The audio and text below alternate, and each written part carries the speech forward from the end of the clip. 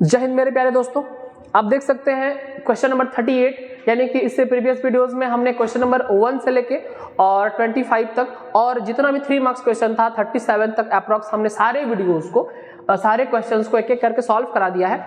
आज के इस वीडियो में मैं क्वेश्चन नंबर 38 से लेकर शुरू करूंगा और एक्सप्लेन करते करते मैं आपको आगे जितना भी 3 मार्क्स क्वेश्चन है उसको कंप्लीट करने का प्रयास करता हूं इस वीडियो में। तो देखिए क्वेश्चन नंबर 38 क्या कह रहा है, विवर्तन और व्यतिकरण के बीच अंतर लिखना है। That means right the difference between diffraction and interference.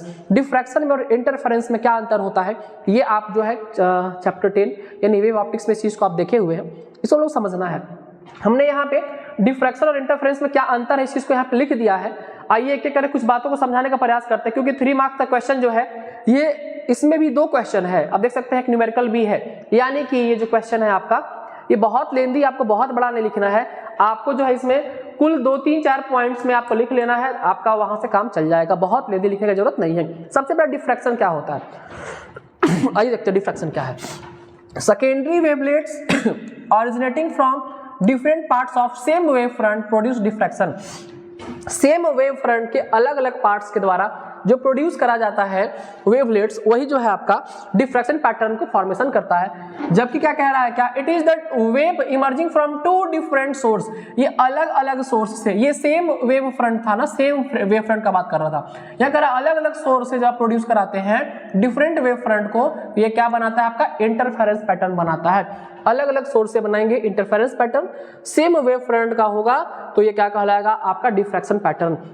आगे कह रहा है क्या, varying fringes with that produces in diffraction, जो है वो वेरी करता है फ्रिंज विड्थ जो प्रोड्यूस होता है, जबकि यहाँ पे कांस्टेंट फ्रिंज विड्थ होता है। सर सेकंड पॉइंट क्या नहीं समझा रहे हैं, हम चाह रहे हैं कि छोटा छोटा पॉइंट आपको समझाए, कम से कम 3-4 पॉइंट आप याद रखें, जो आप लिख ले तो आपका काम चल जाए। आप इसको भी लिख सकते हैं, आप बहुत सारे पॉइंट्स को भी लिख सकते हैं, लेकिन बेसिकली आप 3 पॉइंट याद रखें, क्योंकि 3 पॉइंट अगर आप लिख लेते हैं ये 1.5 मार्क्स आप समझ सकते हैं एवरेज। ये 3 नंबर का है तो 1.5 नंबर को बांटा गया होगा, तो 3-4 डिफरेंस सफिशिएंट होता है आपके लिए।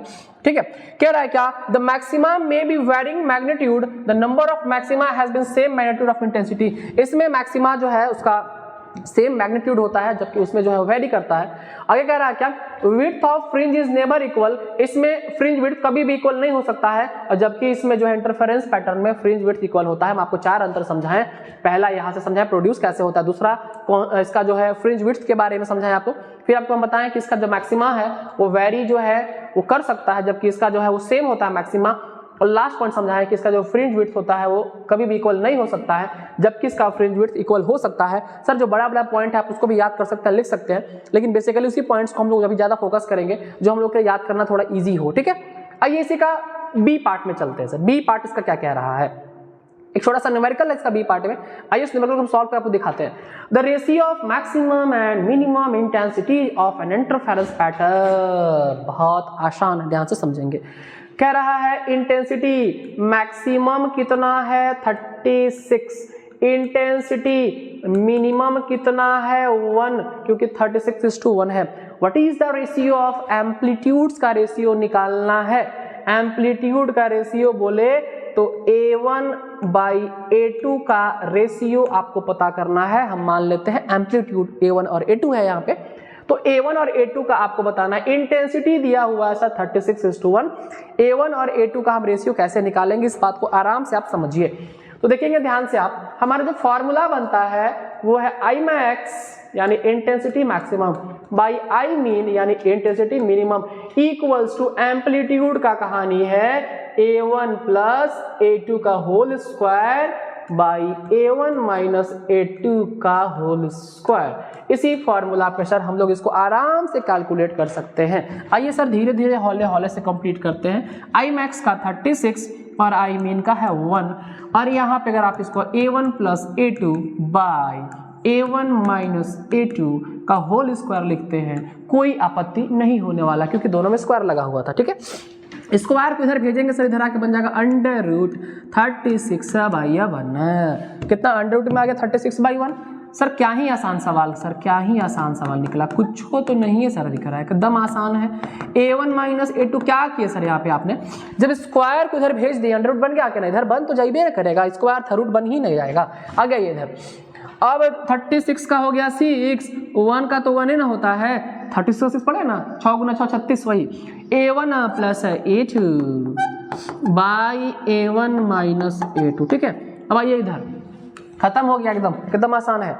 आगे कह रहा है क्रॉस मल्टीप्लाई, इससे इसे गुना करेंगे ना, इससे इसमें करेंगे, इससे इसमें करेंगे, ऐसे ऐसे पहले करेंगे तो हमको मिला A1 प्लस A2 बराबर, इधर 6 से करेंगे तो 6A1 माइनस कितना 6A2, 6A1 माइनस 6A2, बहुत ट्रेन पार होता, बहुत ट्रेन पार होता। A1 6 है, इधर इधर इधर इधर इधर इधर ऐसा करते हैं ना, A2 A2 इधर कर लेते हैं, यहाँ लिखते हैं A2 माइनस 6A2 इधर आएगा प्लस 6A2, ठीक है, कोई दिक्कत नहीं है। 6A1 ये है प्लस A1 हो जाएगा माइनस A1, तो मिला कुछ ऐसा 7A2 बराबर 5A1। अब यहाँ A1 बाई A2 जब करिएगा, A1 बाई A2 इधर से इधर आ गया तो 7 ऑलरेडी बचा हुआ था, 5 कहाँ जाएगा नीचे 5, यानी A1 इज टू A2 का जो रेशियो कितना आएगा 7:5, ये हो गया आपका फाइनल आंसर। 7:5 इसका फाइनल आंसर हो जाएगा। क्वेश्चन नंबर 38 का जो बी पार्ट है उसका हो जाएगा कितना 7:5, ठीक है। चलिए, फोटो इलेक्ट्रिक प्रभाव के आइंस्टीन के समीकरण को लिखना है, आपको समझाना है, यानी फोटो इलेक्ट्रिक प्रभाव के बारे में आइंस्टाइन नाम के साइंटिस्ट ने क्या बताया था, क्या समझाया था, इस चीज को हम लोग को एक्सप्लेन करना है। इंग्लिश में कह रहा है right and explain Einstein equation of photo electric effect, यानी प्रकाश विद्युत प्रभाव के लिए, फोटो इलेक्ट्रिक इफेक्ट के लिए आइंस्टीन का इक्वेशन क्या था। सबसे पहले तो आपको ये समझना होगा बाबू कि फोटो इलेक्ट्रिक इफेक्ट होता क्या है। क्या समझना है सर, फोटो इलेक्ट्रिक इफेक्ट होता क्या है। जब हम इस बात को समझ जाते हैं तो आइंस्टीन का इक्वेशन या डी ब्रॉगली का इक्वेशन हम लोगों को समझने में दिक्कत नहीं होगा। सबसे पहले मैं आपको फोटो इलेक्ट्रिक इफेक्ट समझाने का प्रयास करता हूं, उसको आप ध्यान से देखेंगे और समझेंगे कि फोटो इलेक्ट्रिक इफेक्ट होता क्या है। कह रहा है कि मान लीजिए ये कोई आपका मेटल सरफेस है, ठीक है, इस मेटल सरफेस पे बहुत सारे इलेक्ट्रॉन्स हैं, मान लीजिए आपको लाइट जैसा दिख रहा है कि वैसा है नहीं, चाहे आइए इसी फिगर को बड़ा करके दिखाते हैं आपको। आइए इस फिगर में समझते हैं हम लोग, ठीक है ना। मान लीजिए इस फिगर के लिए पहुंचते हैं यहाँ पे, कह रहा है क्या कि मेटल सरफेस था, अब जब इस पे लाइट पड़ेगा तो लाइट पड़ने के बाद क्या होगा कि इस मेटल सरफेस में जितना भी मुक्त इलेक्ट्रॉन है, जितने भी फ्री इलेक्ट्रॉन है, उसको एनर्जी मिलेगा। कहाँ से सर, इस लाइट एनर्जी की हेल्प से। और जो एनर्जी मिलते मिलते जब उसको मिलने वाला एनर्जी ज्यादा हो जाएगा तो क्या करेगा, मेटल सरफेस से जितने भी फ्री इलेक्ट्रॉन्स हैं वो अपने मेटल सरफेस को यहाँ से छोड़ के और बाहर निकल जाएंगे। यही जो घटना है यही कहलाता है photo electric emission, photo electric effect यही है। लाइट के पड़ना, लाइट पड़ने के बाद इसमें स्थित इलेक्ट्रॉन्स को एनर्जी मिल जाना और एनर्जी मिलने के बाद इलेक्ट्रॉन्स को मेटल सरफेस को छोड़ के बाहर निकल जाना, इस पूरे घटना को बोलते हैं फोटो इलेक्ट्रिक इफेक्ट, ठीक है।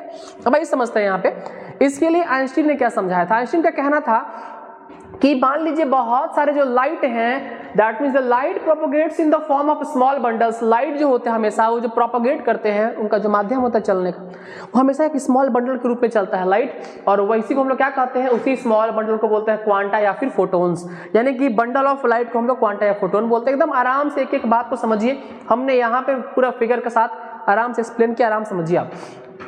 The energy of each photon, कह रहा है कि प्रत्येक फोटोन का जो बंडल ऑफ लाइट जो चलता है ना, उसका एनर्जी कितना होता है, तो ये आपको दिख रहा है hv, जहां पे h को हम लोग प्लैंक कांस्टेंट बोलते हैं। Where v is the frequency of light, यहाँ पे जो v है वो क्या है, फ्रीक्वेंसी ऑफ लाइट है, और h क्या है, यहाँ पे प्लैंक कांस्टेंट है, यानी लाइट कितना फ्रीक्वेंसी, लाइट का फ्रीक्वेंसी कितना है, प्लैंक कांस्टेंट कितना है, इसी के हेल्प से हमको प्रत्येक फोटोन का एनर्जी मिल जाता है सर।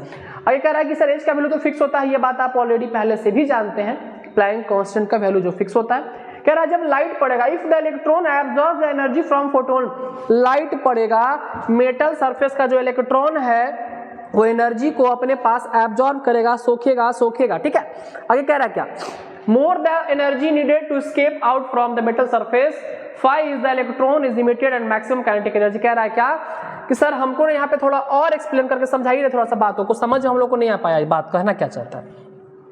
अगर आप फोटो इलेक्ट्रिक इफेक्ट टॉपिक समझ गए बाबू, तो आइए इस बात को समझते हैं हम लोग यहाँ पे कि अब यहाँ पे क्या कह रहा है, इस बात को समझने का प्रयास कीजिए आप। इसको पहले हम बड़ा कर रहे हैं, ठीक है, पहले इसको देखिए आप आराम से। सर लाइट का पड़ना और इसमें मेटल सरफेस में स्थित इलेक्ट्रॉन्स का बाहर निकलना, इसी घटना को बोलते हैं फोटो इलेक्ट्रिक इफेक्ट। अब जब ये लाइट पड़ेगा, इंसिडेंट रेडिएशन पड़ेगा, तो बहुत सारा लाइट है, तो लाइट जो है बंडल्स के फॉर्म में, उसको क्या बोलते हैं, फोटोन बोलते हैं। आगे कह रहा है क्या कि Hv greater than phi not का मतलब क्या है? सर इसके अंदर जो इलेक्ट्रॉन्स है वो अपने आप को कुछ ना कुछ एनर्जी से जरूर जो रोक के रखा है। मतलब अगर ये इसके अंदर रुका हुआ है तो इसको पहले से कुछ ना कुछ एनर्जी मिला है जिसके चलते रुका हुआ है। तो कह रहा है क्या कि पहले से जितने एनर्जी से मान ले रुका हुआ है ना, उसको हम यहाँ वर्क फंक्शन के फॉर्म में डिफाइन कर रहे हैं कि मान लेते हैं फाई नॉट एनर्जी से ये इसके साथ बंधा हुआ है। जब आप इसको फ्रीक्वेंसी दे रहे हैं, थ्रेशोल्ड फ्रीक्वेंसी दे रहे हैं, बाहर से आवृत्ति दे रहे हैं, जब आप जितना से बंधा हुआ है, फाई नॉट से बंधा हुआ है, अगर उससे ज्यादा देंगे लाइट तो ये क्या होगा, ये अपने मेटल सरफेस को छोड़ के और इलेक्ट्रॉन्स क्या कर जाएंगे सर, यहाँ पे इमिट कर जाएंगे, बाहर निकल जाएंगे। यानी कि आइंस्टीन ने बताया कि जो आप एनर्जी देते हैं वो उसका जो है इमिशन ऑफ इलेक्ट्रॉन के लिए जो आप लाइट पड़ रहा है, HV जो लाइट आ रहा है, इंसिडेंट रेडिएशन, उसका जो फ्रीक्वेंसी, उसका जो एनर्जी है पहले से फाई नॉट बोले तो वर्क फंक्शन से ज्यादा होना चाहिए। वर्क फंक्शन क्या है सर, उस एनर्जी से जितना से इलेक्ट्रॉन इसके अंदर बंधा हुआ है वो वर्क फंक्शन कहलाता है। अगर आप उससे ज्यादा दीजिएगा तो ये मेटल सरफेस को छोड़ के बाहर निकल जाएगा। वही एग्जांपल है, कोई किसी के 8000 में काम कर रहा है, आप बोलेंगे तुमको हम 4000 देंगे, मेरे पास आ जाओ, बोले कहाँ लाएंगे भाई, 5000 देंगे, बोलेगा ना ना कोई चांस ही नहीं है ना। बोलोगे 8000 देंगे, बोलेगा सोचते हैं 8000 तो इहो देता है। लेकिन जैसे आप बोलेगा ना हम 8500 देंगे, बोलेगा 8500 दे रहा है, ये तो 8000 देता है, यानी ये एनर्जी आ रहा है, एनर्जी का एब्जॉर्ब कर रहा है। जैसे ही एनर्जी जितना से रोक के रखा है वर्क फंक्शन से ज्यादा होगा, ये सरफेस को छोड़ के इमिट कर जाएगा। इसी घटना को बोलते हैं फोटो इलेक्ट्रिक इफेक्ट। और आइंस्टीन ने एकदम साफ साफ समझाया है कि जो ये टोटल एनर्जी पड़ता है उसका टोटल एनर्जी कहाँ खर्च होता है, इसका टोटल एनर्जी दो भाग में खर्च होता है। पहला इस इलेक्ट्रॉन को बाहर निकालने में, और दूसरा बाहर निकले हुए इलेक्ट्रॉन्स को काइनेटिक एनर्जी प्रोवाइड करने में। ये इलेक्ट्रॉन जब यहाँ से बाहर निकल जाएगा तो फिर वो चलेगा भी, वो मोशन भी करेगा, यहाँ से आगे भी बढ़ेगा। तो टोटल जो लाइट पड़ता है दो रूप में खर्च होता है। पहला खर्च होता है इलेक्ट्रॉन्स को इमिट कराने में, और दूसरा खर्च होता है इमिटेड इलेक्ट्रॉन्स को प्रोवाइड करने में। क्या, तो इमिटेड इलेक्ट्रॉन्स को काइनेटिक एनर्जी प्रोवाइड करने में। दो रूप में से टोटल एनर्जी खर्च होता है। इसी बात को हम लोग यहाँ पे समझ रहे थे इस डेरिवेशन में, इस टॉपिक में। इसी बात को जो है वो आइंस्टीन ने समझाया भी है बाबू, इस बात को आराम से देखिए आप, ठीक है, कि आपके द्वारा जो टोटल एनर्जी है वो खर्च होगा, यानी जो इलेक्ट्रॉन बाहर निकलेगा वो कितना होगा, Hv माइनस फाई नॉट। और इसी इक्वेशन को हम लोग कहते हैं क्या, this equation is known as Einstein photo electric equation. जितना बात आपको हम बता रहे हैं, जितना बात आपको यहाँ पे दिख रहा है बोर्ड पे लिखा हुआ, आप इसको अच्छे से देख लेंगे, लिख लेंगे, और आप इतना कर लेते हैं तो आपका 3 मार्क्स आराम से कंप्लीट हो जाएगा। ये कोई बहुत बड़ा डेरिवेशन नहीं तो आपको परेशान करना, समझना है। फोटो इलेक्ट्रिक इफेक्ट क्या था, तो लाइट का पड़ना, इलेक्ट्रॉन में स्थित मेटल सरफेस पे जितना फ्री इलेक्ट्रॉन्स है उसको ताकत मिलना, और ताकत मिलने के बाद इलेक्ट्रॉन्स का बाहर निकलना, इसी घटना को बोलते हैं फोटो इलेक्ट्रिक इफेक्ट। इसी बात को आइंस्टीन ने समझाया है कि टोटल आपका एनर्जी खर्च होगा, जो इलेक्ट्रॉन बाहर निकलेगा उसका स्पीड कितना होगा। तो पहला है कि बाहर निकालने में कितना खर्च हुआ, और दूसरा कितना बच गया। वहां से आप ये पता कर सकते हैं कि इसका जो काइनेटिक एनर्जी का वो कितना होगा, ठीक है। यही बात है, एकदम सिंपल सा कहानी, एकदम सिंपल सा कहानी है। इलेक्ट्रॉन्स आया, ठीक है, लाइट आया, इंसिडेंट रेडिएशन आया, इसको एनर्जी दिया, कहां से दिया, लाइट एनर्जी दिया। इसका इलेक्ट्रॉन्स एनर्जी को एब्जॉर्ब किया, पहले से वर्क फंक्शन से फाई नॉट से बंधा हुआ था, आप उससे ज्यादा दिए, मेटल सरफेस को छोड़ा और बाहर निकल गया। अब बाहर निकलेगा तो कितना स्पीड में निकलेगा, तो जितना खर्च हुआ जो बच गया उतना स्पीड से बाहर निकलेगा। आया कितना था, Hv, इसको चाहिए कितना, फाई नॉट, बचा कितना, जो बचा वही तो है इसका काइनेटिक एनर्जी। और यही तो आइंस्टीन चच्चा समझाए थे, ठीक है, बहुत क्लियर, एकदम आराम से समझिए हम लोग। चलिए आगे बढ़ते हैं नेक्स्ट क्वेश्चन की तरफ हम लोग ना। और हमारा जो नेक्स्ट क्वेश्चन है, देखते हैं क्या है नेक्स्ट क्वेश्चन हमारा, आइए देखते हैं वो क्या है। तो हमारा जो नेक्स्ट क्वेश्चन है वो है रदरफोर्ड के अल्फा कण प्रकीर्णन प्रयोग की व्याख्या करिए। Explain Rutherford alpha particle scattering experiment. हमने इस टॉपिक के लिए पहले एक वीडियो बना के अपलोड कर दिया है, लेकिन फिर भी मैं आपको यहाँ पे इस टॉपिक को समझा देता हूँ। रदरफोर्ड का अल्फा पार्टिकल स्कैटरिंग एक्सपेरिमेंट क्या है, बहुत ही आसान है। रदरफोर्ड ने क्या किया था, एक गोल्ड फॉइल लिया था, आराम से समझिए इस बातों को।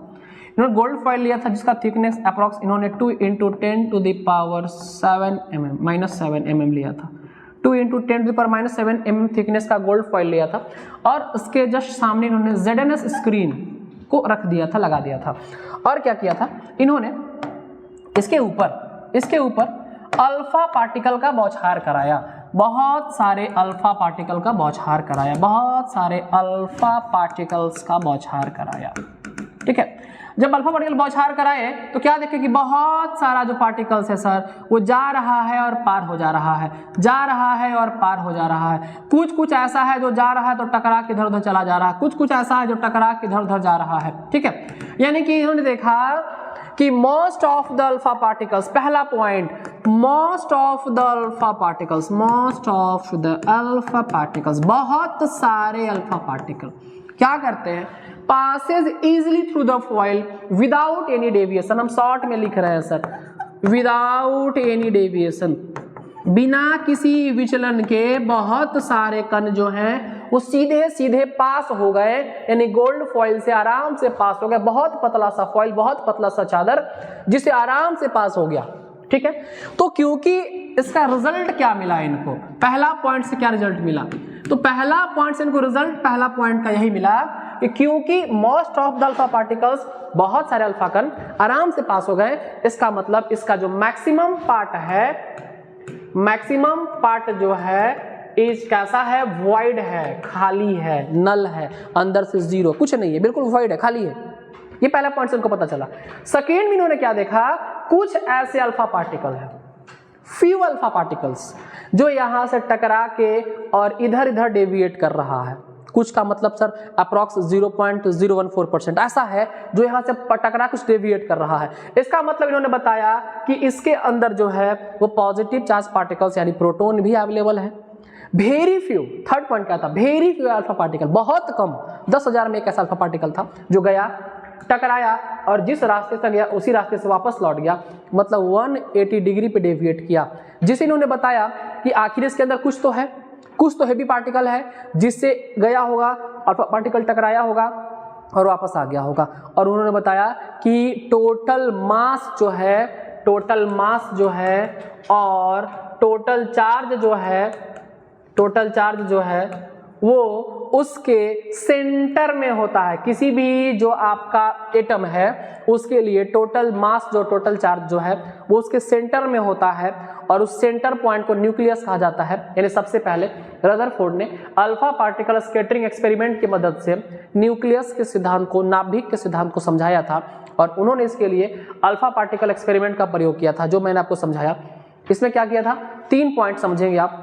पहले इस फिगर को बना के 3 पॉइंट समझेंगे। क्या, most of the alpha particles passes through the gold foil without any deviation, बहुत सारे कण आराम से पास हो गए। इसका मतलब ये है कि अंदर में ज्यादा से ज्यादा भाग खाली है। वेरी फ्यू अल्फा पार्टिकल्स क्या करते हैं, टकरा के इधर उधर डेविएट होते हैं। इसका मतलब उसके अंदर कोई भी पॉजिटिव चार्ज अवेलेबल है।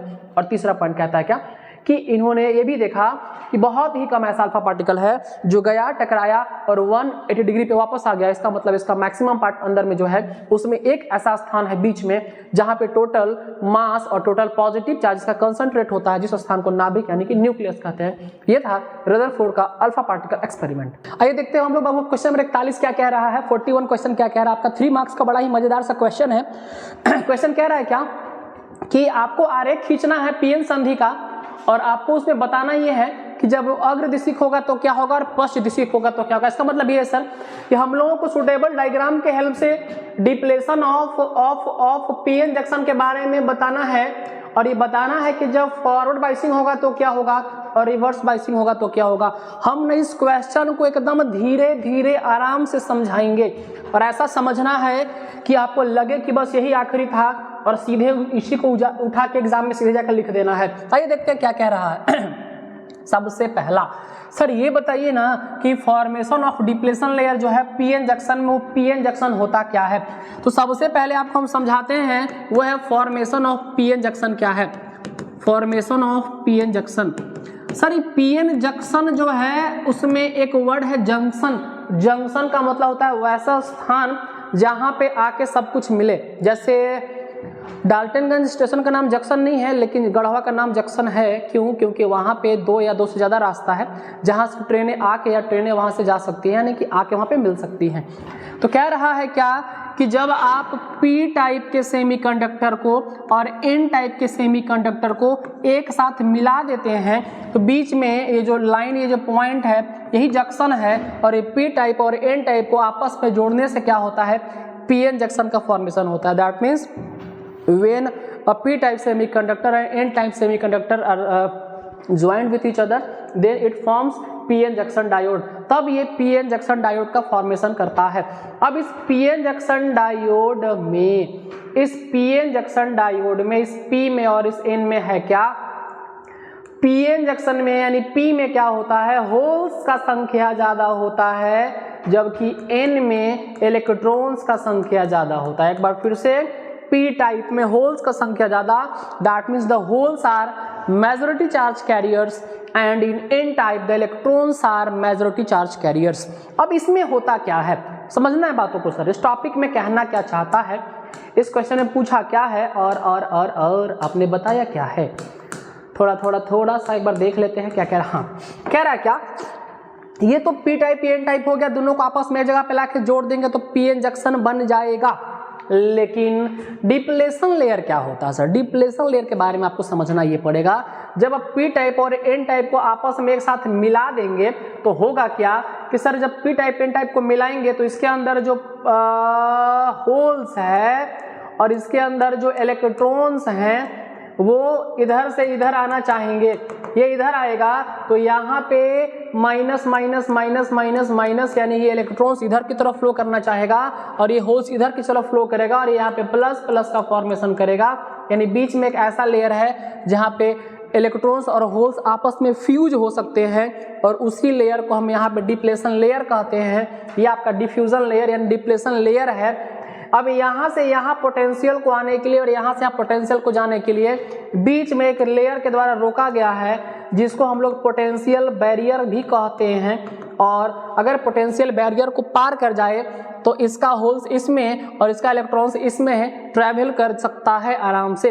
ये है आपका पीएन जंक्शन का फॉर्मेशन और ये है डिप्लेशन लेयर, बीच का लेयर, जो क्या करता है अपने पास नेगेटिव और पॉजिटिव चार्ज को कलेक्ट करके रखता है, जो फ्यूजन में मदद करता है। ठीक है, आगे बताता है सर क्या कि फॉरवर्ड बाइसिंग और रिवर्स बाइसिंग के केस में क्या होता है। तो सबसे पहले तो आपसे हम ये पूछ दे अगर कोई कि बाबू बाइसिंग क्या होता है तो आप क्या बताइएगा। तो सर हम लोगों को ना एक बात याद रखना होगा और अच्छे से याद रखना होगा, बढ़िया से याद रखना होगा कि बाइसिंग में अगर हम सीधे सिंबल का बात करें तो ये जो सिंबल है ये P और ये सिंबल किसको बताता है, N को, यानी ये सिंबलिक रिप्रेजेंटेशन है पीएन जंक्शन डायोड का। और बाइसिंग कहता है कि जब आप किसी पीएन जंक्शन डायोड को किसी बैटरी के साथ कनेक्ट कर देते हैं, यही प्रोसेस को आपका बाइसिंग कहा जाता है। That means when a PN junction diode is connected across a battery, जब एक किसी पीएन जंक्शन डायोड को किसी बैटरी से कनेक्ट कर देते हैं तो यही घटना कहलाता है बाइसिंग।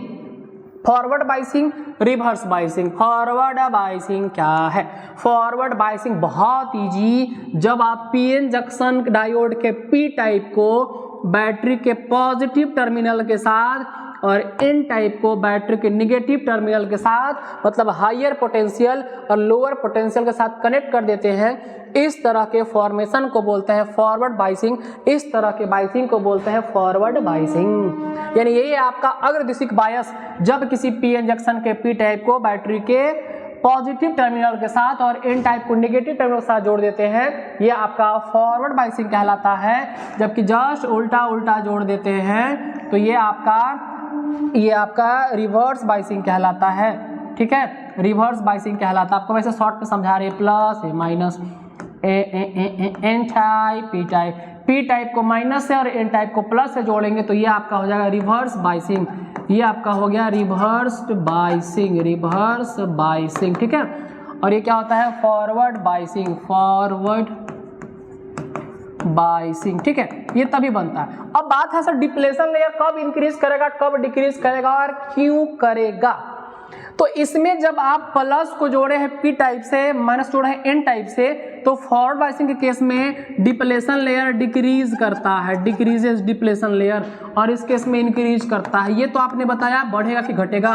अगला सवाल, क्यों प्लस प्लस को इधर से रिपेल करेगा? पी मतलब पॉजिटिव टाइप के पास होल्स ज्यादा है और एन टाइप के पास इलेक्ट्रॉन ज्यादा है, और माइनस इलेक्ट्रॉन्स को जब दोनों को इस तरह से ये इधर की तरफ धक्का देगा, इधर की तरफ धक्का देगा, तो बीच का जो डिप्लेशन लेयर होगा, ये जो बीच का लेयर था अभी आप जो बताए थे पी और एन के लिए इस तरह से, तो ये लेयर धीरे धीरे क्या हो जाएगा सर? कम होगा, और जब लेयर कम होगा मतलब ये फॉरवर्ड बायसिंग का केस है। लेकिन जब उल्टा होगा, यहाँ माइनस यहाँ प्लस, इसको इधर की तरफ अट्रैक्ट करेगा, ये इसको इधर की तरफ अट्रैक्ट करेगा, इस केस में डिप्लेशन लेयर यहाँ पे इंक्रीज करता है। तो आपको बताया गया पी इंजेक्शन क्या है, फॉरवर्ड बायसिंग, रिवर्स बायसिंग क्या होता है, और कब डिप्लेशन लेयर इंक्रीज करता है और कब डिप्लेशन लेयर डिक्रीज करता है। इस बात को एकदम आराम से जितना बात को समझाया गया एक एक करके आप आंसर लिख लेंगे, फिगर के साथ, सुटेबल डायग्राम के साथ आप इसको बना लेंगे और आपको यहाँ से कंप्लीटली 3 मार्क्स मिल जाएगा। ठीक है, आखिरी सवाल है आपका 3 मार्क्स का, वो है क्वेश्चन नंबर 42, जो कि छोटा सा न्यूमेरिकल दिया गया है, न्यूमेरिकल बनाने से ज्यादा समझने वाला है। In an AC circuit the current is I equal to इतना इतना इतना। ठीक है, यह I का वैल्यू दिया हुआ है, यहाँ V के बारे में दिया हुआ है 200 sin 100t वोल्ट। तो बताना है क्या है, पावर कंजम्पशन कितना होगा सर्किट में, पावर कंजम्पशन कितना होगा। ये RMS वैल्यू हम बीच में ही निकाल लेंगे, मैंने समझना है पावर कंजम्पशन कितना होगा। तो आइए सबसे पहले आपको हम बता दें, अगर आपको यहाँ से ये पावर कंजम्पशन के बारे में पता करना है, तो जो हमारा फॉर्मूला होता है सर, एवरेज पावर कंजम्पशन का, एवरेज पावर कंजम्पशन का जो हमारा फॉर्मूला होता है कुछ ऐसा होता है, VRMS इंटू IRMS और इंटू होता है cos phi, VRMS IRMS into cos phi. पहले हमको VRMS निकालना होगा, IRMS निकालना होगा, फिर cos फाई निकालना होगा। हम यहाँ आपको बता दें, पहला VRMS कितना होता है, IRMS कितना होता है, और cos फाई यहाँ पे क्या है। VRMS का मतलब है VP अपॉन रूट 2, IRMS का मतलब है IP अपॉन रूट 2। अब ये जो है आपका जो फॉर्मूला है उसके हेल्प से वैल्यू पुट करते हैं, और जो VP अपॉन रूट 2 है, तो यहाँ पे V इक्वल टू जो 200 दिया हुआ है, ये V का वैल्यू दिया हुआ है, तो यहाँ से हमको मिला कितना सर, 200 बाई रूट 2। IP में I का वैल्यू कितना देना है, 5, तो कितना मिलेगा यहाँ पे हम लोग को, 5 बाई रूट 2। और cos फाई में फाई का मतलब होता है एंगल, और इसके बीच में जो एंगल बन रहा है आप अगर कंपेयर करेंगे तो ये 100 है और यहाँ भी 100 है, तो डिफरेंस कितना है, पाई बाई 2 का। तो यहाँ से जो फाई का वैल्यू है वो कितना मिला आपको, पाई बाई 2, यानी कितना डिग्री, तो 90 डिग्री। अच्छा देखते हैं यहाँ पे हम लोग, फाई का वैल्यू मिला कितना, पाई बाई 2। वैल्यू को पुट करेंगे सर, यहाँ पे एवरेज पावर कंजम्पशन में VRMS कितना मिला हम लोग को सर, 200 बाई रूट 2। IRMS मिला सर 5 बाई रूट 2, और cos फाई में cos कितना डिग्री मिला, 90 डिग्री। इधर तो कुछ भी हो, cos 90 जीरो होता है, इसलिए एवरेज पावर कंजम्पशन इसका कितना हो जाएगा, 0, यानी PAV एवरेज पावर कंजम्पशन इसका कितना हो जाएगा, 0 वाट। और यहाँ से आप देख सकते हैं कि हम लोग जो है IRMS का वैल्यू यहाँ पे कैलकुलेट किए हैं, जो कितना मिला हमको 5 बाई रूट 2। ये था एक न्यूमेरिकल क्वेश्चन नंबर 42 का, ये आपका अल्टरनेटिंग करंट चैप्टर का, AC चैप्टर का एक न्यूमेरिकल था। ये कुल 42 क्वेश्चन तक हमने आज डिस्कस किया है यहाँ पे।